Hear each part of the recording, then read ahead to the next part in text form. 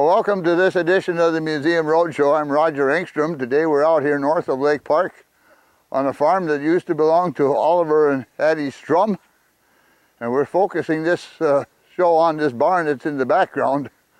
When Oliver came to this place in 1926 and purchased it, it was 80 acres of bare land. There wasn't a tree on it. The trees that you see here that have got any size to them are trees that Oliver has planted and watered by hand. The house was built in 1930. The house is still in use, in good condition. And the barn was built in 1950. Got electricity in it and was used by Oliver for his farming purposes and livestock till he quit the cattle in about 1980. Now, when this barn was built, Arvid Kaiser was hired as the head carpenter. We've got a picture here of Arvid and Ron Strum. Arvid was probably about 25 years old at the time, and Ron said he was 9. They're standing by the barn. The barn has had 2 coats of paint since it was built. One coat when it was built and was painted in 1986, just before it was sold to Joe Poppenhagen. The shingles are the original shingles that are on the barn roof. They will be replaced now by the new owner, at least that's their intentions. When this barn was built, it was you got the pictures here of the concrete work being done. There's a pile of gravel here, the 70 yards of gravel, and 130 sacks of cement that went into the foundation and floor of this barn. That was all mixed by hand. There's a mixer here in the picture, and Arvid would shovel the 10 shovelfuls of sand, 2 shovelfuls of cement, and 6 quarts of water. He'd dump that in the mixer and mix it up. When it was ready, they'd dump it in the wheelbarrow, wheel it over to the barn floor and trowel it out, and Arvid would be mixing up another batch. One day Arvid said he mixed up 15 yards of concrete that way. That's like one of them big dump trucks going through town on Highway 10 for the project for the highway. And the rafters were cut on site here. They used 8-foot boards, and they'd take an 8-foot board and they'd rip it in half. But they did it in a kind of a different way. They'd start the saw blade at about the 3-inch mark on the board. When they got to the middle of the board, then it was one part of the board was 3 inches wide and one was 5 inches. When they got to the other end, then they were back to the 3-inch and 5-inch dimension again. That kind of put the curve in the rafters. And when you get up in the hay barn, you can see how these rafters were made. There's 3 rafters nailed together. There's 140 pounds of nails in that barn. They used 20-penny spikes, 16-penny nails, and there's oak studs in the foundation of the barn, the stud wall.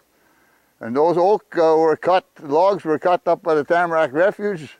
They were sawed over by the Cormorant Lakes area someplace, and then Oliver piled the lumber up here in the shed. And when they came to build the barn, those oak 2x6s were dry and hard, and they had to use a drill to make a pilot hole for the nail.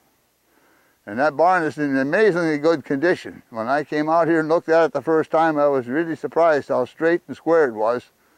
And I mentioned it to Arvid Kaiser when I went to visit him. And I no more stepped in the house than Arvid said, "Is the barn still straight?" And he was so proud of that barn. It was still straight and square, just like it was the day he built it. And this barn is a true testimony to the skill, craftsmanship, and attention to detail that went into building a building like this. These guys, like Arvid, they didn't spare anything. They used adequate lumber, they used plenty of nails, they made sure things were straight and true before they fastened it, and that's why this barn is as good a condition as it is today. It also has got a hay carrier track system in it to get hay into the barn. I've got some pictures that show how hay was put in the barn like this. Oliver milked 14 cows in this barn. He milked all his cows by hand, separated the cream from the milk, and the milk was fed to the pigs and the calves here on the farm. The cream was taken to the creamery at Lake Park, and where it was sold and used to make butter, etc. In late April of 2006, I brought Arvid Kaiser out here. This was the first time I've heard. Arvid had seen the barn for quite a long time.